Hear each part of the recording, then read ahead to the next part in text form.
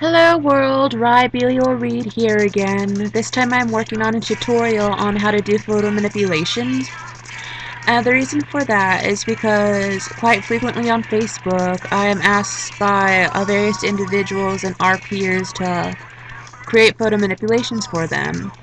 So I should say that I don't take requests, but because I don't take requests, I'm going to be creating this tutorial for you all so you can learn how. So when you think photo manipulation, you probably think of something really complex and hard, but with the software I'm going to use called GIMP, it's actually fairly simple. So let's get started. So I'm going to go to my window button, and I click GIMP too since it's something I frequently use, but because I already have it open, I'm just going to go down here and click on it. So, GIMP is a software that you can download for free for those who don't have Photoshop or who don't want to buy Photoshop. So, yeah. Okay, so now I'm clicking File and I'm going to go to Open. And you can see all my various things I've created. Wait, okay, never mind. This is actually my RAW folder. So, what you'll find on here is that when you click on your images, you don't exactly get to see the images you have unless you click here to see the preview. Then it shows it to you. So, by that logic, I think it's easier to go to your pictures folder first and look for the name you want to use. In this case, I want to use Megarini Luca Fool.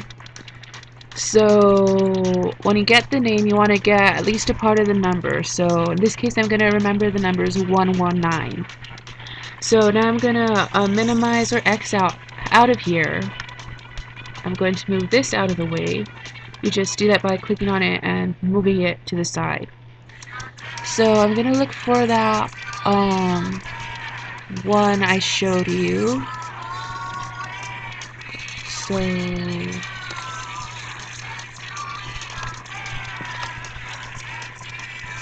oops, wrong one. Yeah, I probably should remember the entire number, but I'm sure I'll be fine either way. Oh dear, okay. Stuff like this happens. Okay, it was Megarini Luca Fool 119. Okay, right here. Okay, so there's the picture I'm going to use. I'm going to click it, then click Open. And then what I'm going to do first is I'm going to create a layer. So you click on this button that says layer and you're going to create a new layer. You don't have to worry about the layer name. You can just use whatever layer is given to you, which is what I'm going to do. You want to make sure the layer fill type is transparency, and then you're going to click OK. So if you go over here, you see this layer box, and there's the layer you created. Now you're going to go to your toolbox and select the path tool and click on it. Next you're going to go down here and you're going to click that arrow right there, and I'm going to go bigger since, as you know, I'm as blind as a bat. So I'm going to try going with 400%, and since that's too large, I'm going to try going to 200%. Okay, yeah. So I'm at 200%.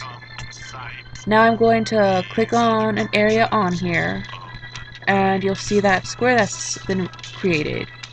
And you're just going to continue doing pathways like this.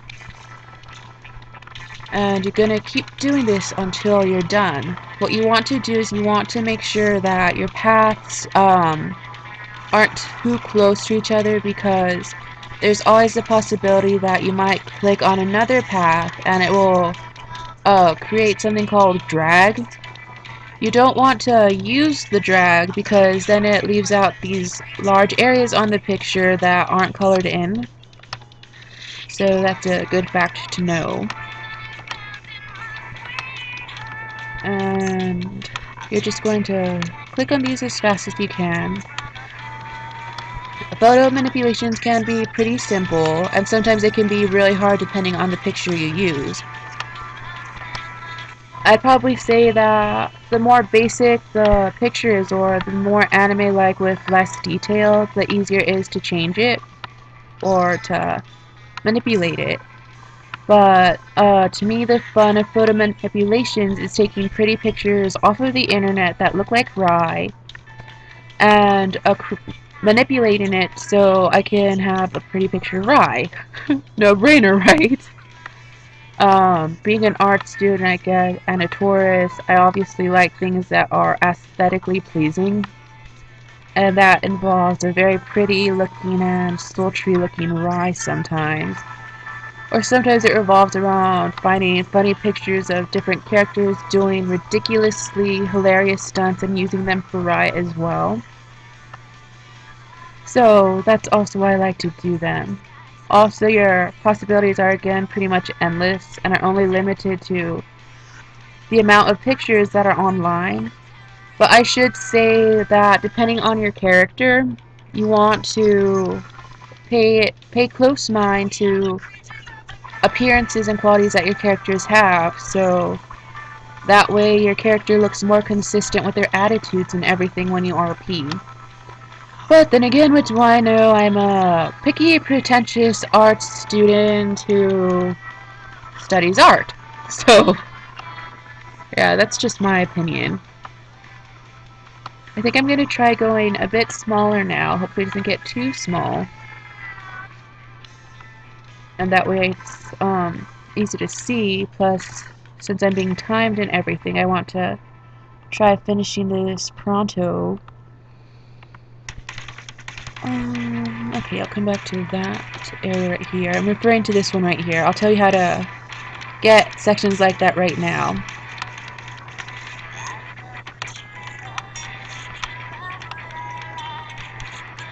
Okay, so if you see here, I'm like really close to the path right here. If I click too close, I'll get this weird effect right here. And let me zoom in so you can see. Okay, I believe it was right here. See, you can't really tell right off of here, but I actually dragged. So if I drag, I just go to edit, then undo, drag, anchor. When you're really close with locations like this, you want to go bigger so you don't drag anything. Then also when you do these, you want to spend as much time as possible on the paths. In my case, since, like I said, I'm actually being timed, I'm going to go pretty fast. But it's highly likely that I'll come back to this later and fix it up a bit. So there's that. Oh, usually depending on the pictures, it can take me anywhere from like 10 minutes to sometimes 2, maybe 4 hours. Usually 4 hours are the more detailed pictures I find. And also, I should say that sometimes if you have something like really like complex, and you think it's just gonna take too freaking long to finish, you want to look for a white background. That way you can easily cheat doing it, or at least when you do Rios, you want to cheat doing it. And what I mean by that is, if you have a background, that's why. You draw a pathway that goes outside of the hairlines as long as it's not on the flesh. And you create your paths. It can be like as simple as a box or maybe just a circle. And you just like fill it in like that.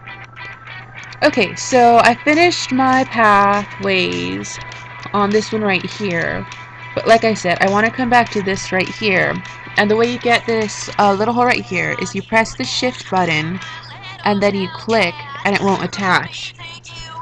So you probably want to keep that in mind when you have areas like this. That way your pathways don't connect to some obscenely long area that would make it look completely ridiculous and ugly. So when you do that, you're going to go to your tool options and click selection from path. Then I'm going to go to 50 so I can see the changes I make.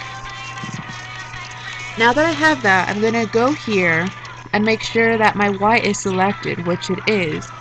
Since on here the HTML notation is FFFFFF, or white. So then I'm going to click my bucket, and I'm going to click inside the hair I colored. Now, depending on the picture image, you can sometimes use the saturation option, which is what I'm going to try doing. And saturation has a tendency to look really good on it. So there's the saturation right there. Then when you're done with that, you can just go back to your paths tool. Again, you're going to go to 100 or 200, and you're going to start clicking over here. And you're going to, again, repeat what you did to do the first part of the hair. And you're going to repeat what you did before. So I'm going to finish the rest of the hair, and then I'll move on to the eyes since we have time. So I'll be right back. Okay, so I'm back, and if you see here, I have my hair already filled in. So I have moved on to the eyes, and you can see that I've already layered my next layer, and I've already drawn my path. So again, I'm going to go to my paint bucket, and this time I'm going to select a different color. In this case, that one's black. I'm going to select this one. You can't really tell, but it's a really dark brown, I believe. Either that or I'm going blind. But in any case, so I'm going to choose this color. Oh, I think that's black. Okay, I'm actually going to choose this color. And when you first start out, these are completely blank. So you basically create your own colors and hues with this. So I need to go a bit darker since Rye actually has these dark brown eyes. Click OK. Then I'm going to click inside the eye. Now this is a bit different than doing the hair because I have found that normally if you try overlay, well I mean not overlay, saturation, it'll still keep it blue. So you're going to use hue instead and see how it's a nice brown. So then you're going to create another layer and you're going to repeat the bucket again.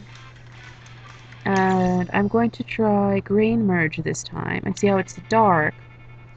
Then I'm going to lay out one more layer and I'm going to try overlay. So that's a nice dark brown I like. So if you notice down here, here's a cleavage, and I don't like to do this on GIMP because then it gets complicated. So now I shall say, just because you have a sophisticated software like GIMP, you should never underestimate the power of Microsoft Paint. So I'm going to save this pretty fast. So File, you're going to click File, you're going to click Save, and I'll give you this weird name XCF. And I'm just going to put that in my edits. Then I'm going to go to File again, and I'm going to click Export. And because I want to keep the background, I'm going to save this one as a PNG. Then you're going to click Export. The box is going to come up with all of this. You want to make sure the Save Background Color is checked in, and these four as well. So then you click Export.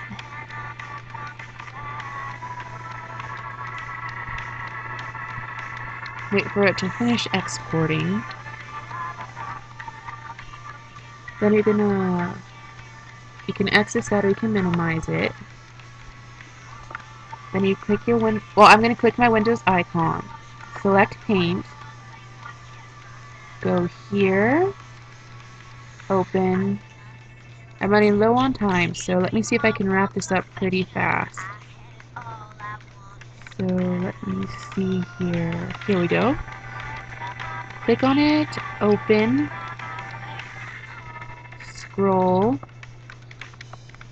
down to the cleavage. Then I'm just gonna click my dropper tool, select this.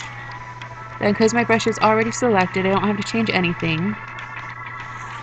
Then see how I did that? Oh yeah. Awesome, right? This is why you never underestimate the power of paint. Then you're going to click this button right here, save, and it automatically saves as is. Then you can X out. out, and voila! I hope you enjoyed this tutorial. Peace out, y'all.